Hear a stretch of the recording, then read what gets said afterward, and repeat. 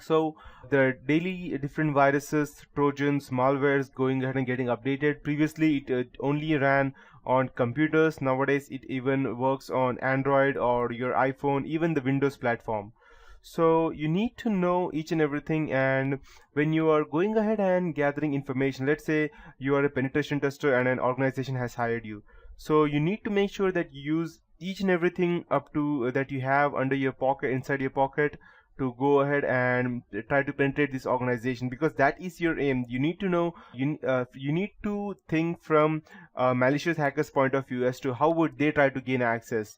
And it's not just by typing codes or going ahead and, let's say, writing trojans or backdoors or trying to penetrate the firewall, because which would be quite hard if you ask me. Because just go you cannot we are not Bill Gates or, let's say, Steve Jobs to go, or even Aiden PS or something like that, to go ahead and write some extreme codes that could go ahead and penetrate the Cisco firewalls or something. So that does not happen in our day-to-day life as you see in the movies. To go for, if we need to go ahead and penetrate an organization, Kali Linux is the best for operating system that I have ever come through to go ahead and gather in my whole life. So you can go ahead and write your own, let's say, programs, be it in C or Python or whatever, whichever language you want, and you can just go ahead and target it to a specific person or an organization. So yes, that's how it is.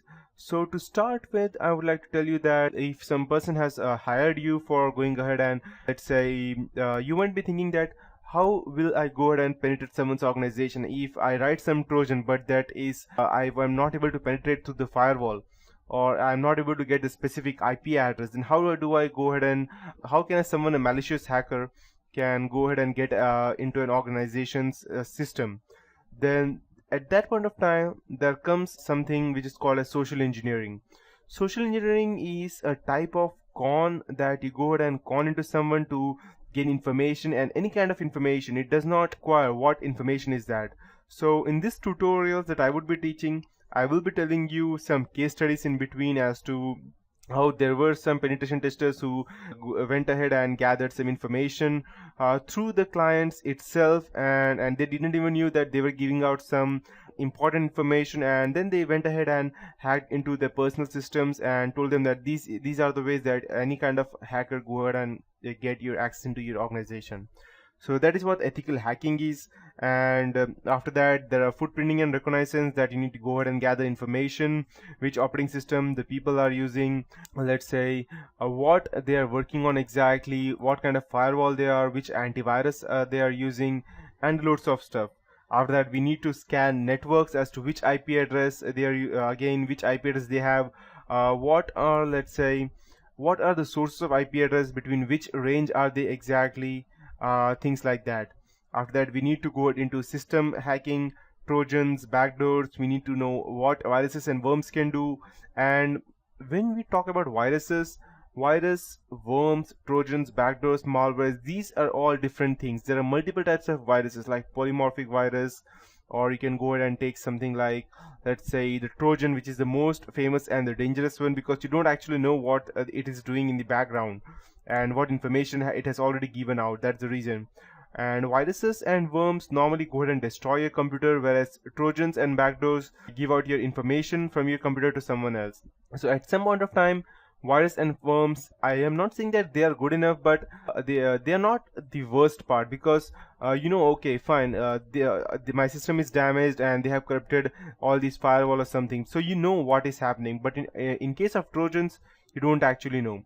So in this tutorial, in these tutorials that I would be teaching, I will also teach you something about forensics that would help you gather much information about how it works actually, and how you can go ahead and check if someone has used a Trojan to go ahead and get access to your computer, to view event logs, to view which all permissions were given out by your system, not only on your computers or your laptops, but also with your PDAs, your tablets, or with your cell phones, especially Android, because Android runs Linux, and it is one of the most you can say as vulnerable out there, until unless you know what you're doing with Linux. You can also secure that, but finally it comes to social engineering. If someone tries to con you and insert some kind of malicious program in your cell phone, then no one can help you out. And there's a famous saying that instead of me telling you, I'll just go ahead and show it out to you on Google. I'll just go and type social engineering, and why social engineering is much more important in ethical hacking. I'll let you know, because let's say you can go ahead and patch a software, or you can go ahead and create a software, or even sometimes impenetrable software. But let's say thousands, and or you can say lakhs of people are working on some kind of let's say a software. You can understand that one single person cannot go ahead and penetrate or try to find a specific vulnerability where 1,000 people have helped to create a specific software or any antivirus. So but there is one thing which is vulnerable to everything, that is human nature, and at that point of time social engineering comes in between. I'll show you a famous quote as to what social engineering is. Let me just go ahead and open this out. Okay, as you can see over here, that social engineering is the clever manipulation of natural human tendency to trust. So, and this is my favorite part over here. You can see social engineering is the best because there's no patch for human stupidity, and that is true. If you're thinking about softwares, you can patch them, you can give out or shell out security patches to them, or you can go ahead and secure them at one point of time. But as of humans, you cannot. There are different types of ways in which you can go ahead and gather information, and the person who's standing in front of you, who is giving you out the information, won't even know that he's giving out information. So there are several ways. I'll let you know each one by one everything in these tutorials, starting with everything. So the first topic that we would be getting into would be the introduction to ethical hacking, how it works and how it is different from movies, and what important things are that you need to consider when you are trying to gain information. And you need to set up your own lab before you go ahead and try to gain access to anything. And yes, after that there comes enumeration, sniffing, denial of service attacks, session hijacking, hacking web servers, web cameras, web applications, SQL injections, and even you can also go ahead and penetrate into, let's say, wireless applications such as WEP or WPA, WPA2 PSK, Wi-Fi modules, then hacking mobile platforms, evading honeypots, firewalls, buffer overflows, then going ahead and finally into cryptography and forensics as to how we can go ahead and gather them. So there are specific, let's say, courses out there on ethical hacking as well. But if you need to keep yourself updated, then you don't only need to go ahead and gather information by looking on the web. You need to go ahead and try it out on your own computers before you can go down and try out on someone else's.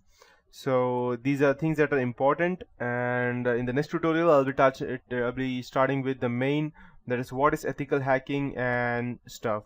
So that is it for this tutorial. Have a nice day ahead.